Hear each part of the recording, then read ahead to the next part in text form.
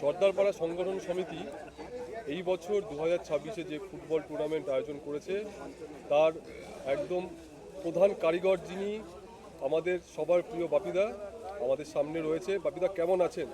খুব ভালো আছি, তোমরা ভালো আছো তো? খুব ভালো আছি। আচ্ছা, এইবারের শুনলাম নতুন কিছু চমক আছে আপনাদের টুর্নামেন্টে, তো কি সেগুলো আপনার কাছ থেকে শুনি।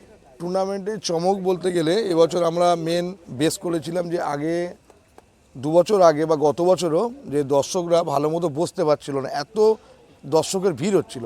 তার জন্য এবছর আমরা স্টেডিয়ামটা করলাম, মানে করছি, কাজ চলছে, ওগুলো কমপ্লিট করব।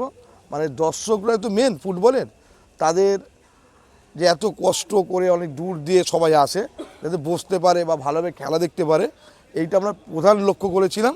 এবং গত বছর যে আমরা ক্যাশ দিয়েছিলাম, এবছর আমরা তার জন্য একটু বাড়ালাম, মানে 1,75,000 করলাম।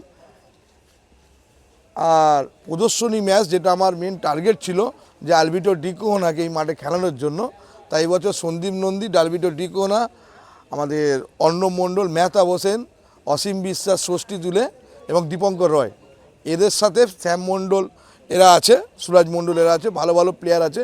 এই ম্যাচটা প্রচুর আমাদের এখানে দর্শকরা চায়।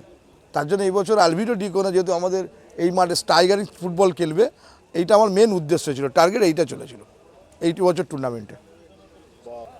এইবার গতবারের থেকে এইবার এই টুর্নামেন্টের এত আয়োজন করছেন বা এত নতুনত্ব জিনিস রাখছেন, কীরকম প্রেশার, কীরকম মনে হচ্ছে? টেনশন কতটা?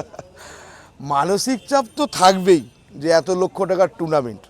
তা আমাদের সবথেকে আমি ধন্যবাদ দেবো আমার ক্লাব কমিটিকে, যে আমাদেরকে সম্পূর্ণ সহযোগিতা করে, এবং আমার ক্লাবের সদস্যরা এবং প্রবীণ নাগরিকরা সবাই এই টুর্নামেন্ট নিয়ে উৎসাহিত, আমাকে প্রচুর সাপোর্ট করে।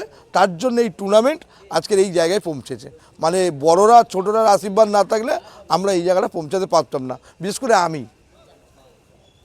বেশ, অনেক অনেক শুভেচ্ছা আপনাদের খেলার জন্য, আপনাকে বিশেষ করে ধন্যবাদ।